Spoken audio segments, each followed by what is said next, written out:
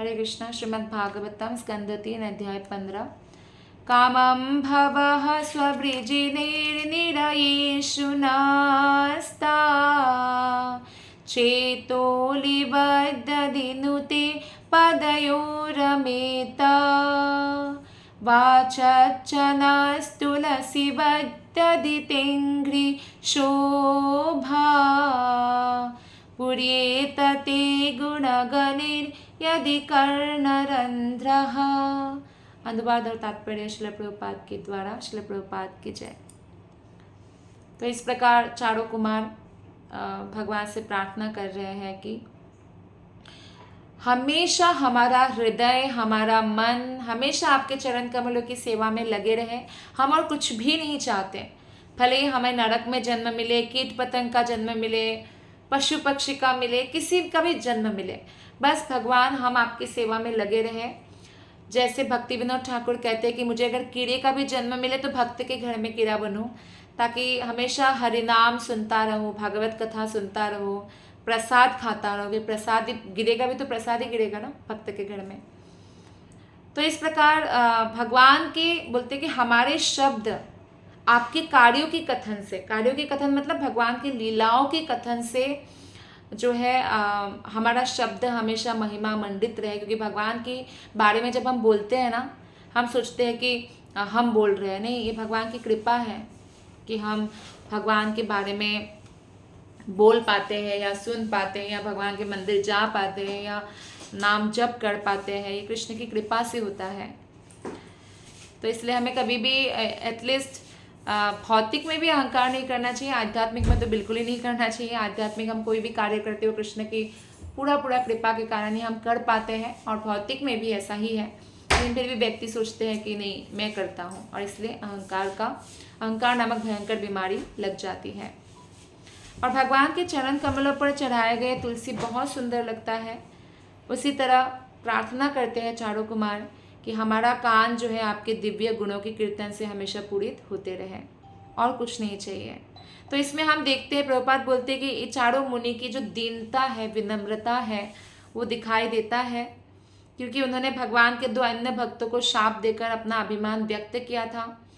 जय विजय भगवान के बहुत बड़े भक्त हैं, तभी तो वैकुंठ जगत में वो द्वारपाल की सेवा कर रहे थे, लेकिन उनको श्राप दिया, उसमें अभिमान व्यक्त हुआ। इसलिए अब वो दीनता दर्शन, मतलब उनकी दीनता अब दिख रही है जब भगवान का उन्होंने दर्शन किया। तो हालांकि वैकुंठ में कोई भी प्रवेश नहीं कर सकता, चारों कुमार गए थे तो उनको रोकना एक प्रकार से अपराध था, लेकिन फिर भी क्योंकि वो महान मुनि है तो, और वो वैष्णव है, वैष्णव के ऊपर क्रोध नहीं किया जाता, तो इसलिए उनको क्रोध नहीं करना चाहिए था, श्राप नहीं देना चाहिए था, ऐसा प्रभुपाद जी बता रहे हैं तात्पर्य में। तो ये घटना जब घट गई उसके बाद उन्हें भान हुआ कि भागवत भक्तों को, वैष्णवों को श्राप देकर उन्होंने बहुत बुरा किया। इसलिए भगवान से प्रार्थना किया कि, क्योंकि देखिए वैष्णव अपराध है 6, ये 6 अपराध करने से हम महारौरव नरक को चले जाते हैं। अकेले नहीं जाते हैं, पूरे अपने पूर्वजों को लेकर जाते हैं। पूर्वज भी सोचते हैं कि किसको जन्म दिया था, वैष्णव अपराध करा। तो वैष्णवों को मारना, पीटना, हत्या करना, निंदा करना, वैष्णवों को देखकर अभिनंदन नहीं करना, वैष्णवों को देखकर संतुष्ट नहीं होना, दुखी होना, ये क्यों आ गए, वैष्णवों के प्रति ईर्ष्या करना और वैष्णवों को क्रोध करना, गुस्सा करना। तो इसमें कौन सा हुआ था? गुस्सा करना। तो इसलिए वो लोग रेडी थे कि अगर नरक में भी जाना पड़े तो हम चले जाएंगे, बस आप हमें अपनी भक्ति में लगा कर रखे भगवान, अब हम आपके हैं। तो इस तरह से चारों कुमार को ये अनुभव हुआ। तो इसलिए उन्होंने सोचा कि भगवत भक्तों को शाप देकर हमने बहुत बुरा किया, इसलिए उन्होंने प्रार्थना किया कि नारकीय अवस्था में भी उनके मन भगवान नारायण के चरण कमलों की सेवा से विचलित ना हो।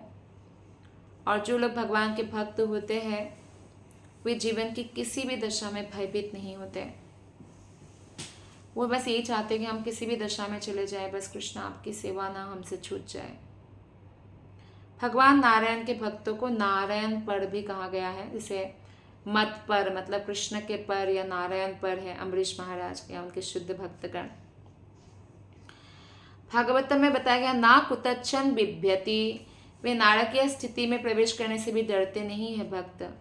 आप गोपियों की कथा ही ले लीजिए, जब भगवान ने लीला किया था द्वारका में कि उनको बहुत सर दर्द हुआ है और भक्त के चरण धूलि से वो ठीक हो सकता है। तो नारद मुनि सभी 16,108 रानियों के पास गए, कितने भक्तों के पास गए, हजारों भक्तों के पास, कोई चरण धूलि देने के लिए तैयार नहीं हुए, क्योंकि इससे उनको नरक जाना पड़ेगा। भगवान को भला कौन चरण धूलि देंगे। लेकिन जब गोपियों के पास गए तो गोपियों ने बहुत सारा चरण धूलि इकट्ठा करके दे दिया। तो नारद मुनि ने कहा कि आपको नरक जाने से डर नहीं लगता। तो गोपियों ने कहा, कृष्ण की प्रसन्नता के लिए, कृष्ण की सुख के लिए अनादिकाल से, अनादिकाल तक, हमेशा हमेशा तक नरक भोगने के लिए हम तैयार हैं। मतलब उनको अपने कष्ट का कोई कोई कोई दुख नहीं है। कृष्ण को कष्ट में वो नहीं देख सकते, ऐसा प्यार है। इसलिए गोपियों का प्रेम सर्वश्रेष्ठ है। तो भौतिक जीवन में स्वर्ग तथा नरक दोनों ही एक समान होते हैं, क्योंकि नरक भी भौतिक जगत है, स्वर्ग भी।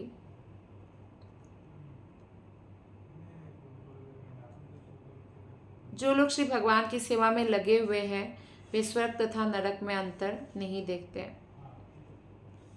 इन चारों भक्तों ने श्री भगवान से प्रार्थना की कि यद्यपि भक्तों को शाप देने के कारण हम नरक जा सकते हैं, किंतु हम श्री भगवान की सेवा करना ना भूलें। अब उनकी सेवा कितना इम्पोर्टेंट है, इससे हमें पता चलता है कि भगवान की सेवा कितना इम्पोर्टेंट है। श्री भगवान की दिव्य प्रेममयी सेवा 3 प्रकार से की जाती है, मन से, वचन से तथा कर्म से। मन से भगवान की सेवा की जाती है स्मरण करके, वचन से भगवान के बारे में कथा करके, कीर्तन करके, और कर्म से भगवान की जो सेवाएं हम करते हैं, अभिषेक करना, भोग लगाना आदि। यहाँ मुनिगण कहते हैं कि उनकी वाणी सदैव परमेश्वर की गुणगान में लगी रहे। और बाद में ऐसा होता भी है। 4 कुमार है, एक कुमार कथा कहते हैं, तीनों कुमार श्रवण करते हैं, फिर दूसरे कुमार कथा करते हैं, श्रवण करते हैं। जैसे शिव जी और पार्वती जी हैं, हमेशा शिव जी भगवत कथा ही करते रहते हैं। कोई कितनी ही अलंकारमयी या नियंत्रित व्याकरण सम्मत भाषा क्यों ना बोले, किंतु यदि उसके शब्द श्री भगवान की सेवा में नहीं लगते तो उसमें ना तो कोई स्वाद होता है और ना वो किसी लाभ का होता है। कोई संस्कृत में विदग्ध पंडित हो, बहुत अलंकार में भाषा वो उपयोग करे, लेकिन कृष्ण का उसमें नाम नहीं है तो वो बेकार है। यहाँ पर तुलसी दलों का दृष्टांत दिया गया है इस श्लोक में। तुलसी दल में बहुत औषधीय गुण है, हम सबको मालूम है, लेकिन इसका मतलब ये नहीं कि तुलसी को हम डायरेक्ट तोड़ के उबाल के चाय पी ले, वो नहीं होना चाहिए, अपराध है तुलसी को ऐसे उबालना। तुलसी को हमेशा पहले कृष्ण को अर्पण करना चाहिए, तुलसी कृष्ण की है, उसके बाद वो पत्ते को हम खा सकते हैं। तो औषधि गुण होता है तुलसी में, जीवाणुनाशक दृष्टि से भी बहुत उपयुक्त है। तुलसी पवित्र माने जाते हैं और भगवान के चरण कमलों पर अर्पित किए जाते हैं। अनेकों गुण है तुलसी में, असंख्य गुण है, किंतु यदि इन्हें श्री भगवान के चरण कमलों पर अर्पित ना किया जाता तो तुलसी का इतना महत्व नहीं होता। ऐसे तो बहुत सारे पत्ते हैं, खुशबूदार भी है, लेकिन अगर भगवान के चरण में उनको नहीं किया गया तो तुलसी से इतना महत्व उनको प्राप्त नहीं हुआ। इसी तरह कोई व्यक्ति अलंकार या व्याकरण में कितना ही सुंदर बोले, बहुत बढ़िया संस्कृत बोलने वाले हो, कविता बनाए संस्कृत में, कोई फ़ायदा नहीं अगर वो भगवान की सेवा में अर्पित नहीं है। कोई कितना ही सुरीला गाए, लेकिन कृष्ण को कंठ अर्पित नहीं किया, कृष्ण के गुणगान में उन्होंने कुछ नहीं गाया, कीर्तन नहीं किया, तो फिर उनका ये सब ऐसे ही नष्ट हो जाएगा, भौतिक वस्तु है, मृत्यु के साथ नष्ट हो जाएगा। लेकिन कंठ को अगर कृष्ण के गुणगान में लगाए होते तो उनका अलग ही उसका प्रगति होता। कान के छेद के बारे में प्रभुपाद बोलते हैं कि कान के छेद बहुत छोटे होते हैं और किसी नगण्य ध्वनि से पूरित हो सकते हैं, अतः वे श्री भगवान की महिमा जैसी महान ध्वनि को कैसे ग्रहण कर सकते हैं। इसका उत्तर यह है कि कान के छेद आकाश की तरह है। तो ऐसा है कि जिस तरह आकाश कभी पूरित नहीं होता, उसी तरह कान की विशेषता यह है कि कोई चाहे जितनी ही तरह की ध्वनि सुने, ऐसा नहीं कि अब मेरा कान भर गया अब नहीं सुन सकता, ऐसा नहीं होता है। यदि भक्त को निरंतर भगवान की महिमा सुनने का अवसर प्राप्त होता रहे तो वो नरक जाने से भयभीत नहीं होता। इसलिए हरे कृष्ण कृष्ण कृष्ण हरे हरे, हरे राम राम राम हरे हरे, इस महामंत्र का निरंतर श्रवण और कीर्तन करना चाहिए। और जिस व्यक्ति का मन इस तरह से भगवान में लगा रहेगा वो कभी दुखी नहीं होगा। ये 50वां श्लोक इस अध्याय का अंतिम श्लोक है। प्रादुर्चकर्थ यदिदं पुरुहूतरूपं तेनेश निर्वृतमवापुरलं दृशो नः तस्माइदं भगवते नम इद्विधेम योनात्मनां दुरुदयो भगवान प्रतीतः। अतः हे प्रभु, हम श्री भगवान के रूप में आपके सनातन स्वरूप को सादर नमस्कार करते हैं, जिसे आपने इतनी कृपा करके हमारे समक्ष प्रकट किया है। भगवान सबसे मिलने नहीं जाते, सबको दर्शन नहीं देते। वो बहुत बड़ी कृपा होती है कि भगवान अगर सचमुच किसी के सामने प्रकट हो जाए। आपका परम नित्य स्वरूप अभागे अल्पज्ञ व्यक्तियों द्वारा नहीं देखा जा सकता, किंतु हम इसे देखकर अपने मन में तथा दृष्टि में अत्यधिक तुष्ट है। और भगवान को देखे बिना कोई भी किसी भी तरह से हमारी आंखें तुष्ट नहीं हो सकती। हम भले बड़े बड़े सिनरी देखे, बड़े बड़े शहरों में घूमने जाए। तो यहाँ पे भी देखिए, चारों मुनि जो है पहले निर्विशेषवादी थे, अब ब्रह्मा उनके पिता हैं, गुरु भी है। तो ब्रह्मा की कृपा से और भगवान की कृपा उनको प्राप्त हुई और इस तरह से अब वो भगवान के भक्त बन गए।